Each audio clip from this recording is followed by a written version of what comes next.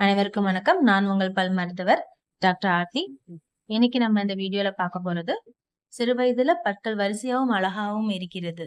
ஆனா அதுவே பெரியவர்கள் ஆனதுக்கு அப்புறம் ஏன் நமக்கு அந்த இடைசந்து விழுகுது? இதுக்கான காரணம் என்ன? இதை எப்படி சரி செய்யலாம்? அப்படின்றதுக்கான ஒரு ஷார்ட் வீடியோ தான் இது.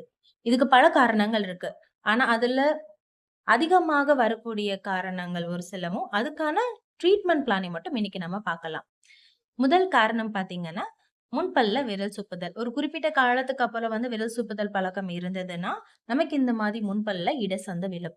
அடுத்த காரணம் பார்த்தீங்கன்னா, முன்பல்ல நாக்க வச்சு எத்துற பழக்கம். இதனாலயும் முன்பல்லுல இடைசந்து விழும். இத குறிப்பிட்ட வயசுலயே நம்ம சிறு வயதில ஆர்த்தோ அப்ளையன்ஸ் போட்டு இந்த ஹேபிட்ட கண்ட்ரோல் பண்ணிருவோம். அதுக்கு அடுத்து பார்த்தீங்கன்னா, அசாதாரணமான சதை வளர்ச்சி அடைதல். மேல் உதட்டுல இந்த மாரி சத வளர்ச்சி அடைகிறதுனாலயும் முன்பல்ல இடைசந்து விழும். இத சரி பண்ணிக்க அந்த சத வளர்ச்சிய லேசர் ட்ரீட்மெண்ட்ட வச்சு கட் பண்ணிட்டு, அடுத்தபடியா நம்ம அந்த இடைசந்த அடைக்க இந்த மாதிரி காம்போசிட் ஃபில்லிங் பல் அடைத்தல்னு நம்ம பண்ணிக்கலாம். அடுத்தது பார்த்தீங்கன்னா, வெனீர்ஸ்.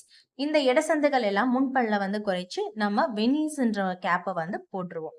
இது பார்க்கவும் நமக்கு அழகாக தெரியும். அதுக்கு அடுத்தது பல் சீரமைப்பு. ஆர்த்தோ ட்ரீட்மெண்ட்ன்னு சொல்லக்கூடியது. இதுவும் இடைசந்த அடைக்கிறதுக்கு நம்ம செய்யக்கூடிய ட்ரீட்மெண்ட் தான்.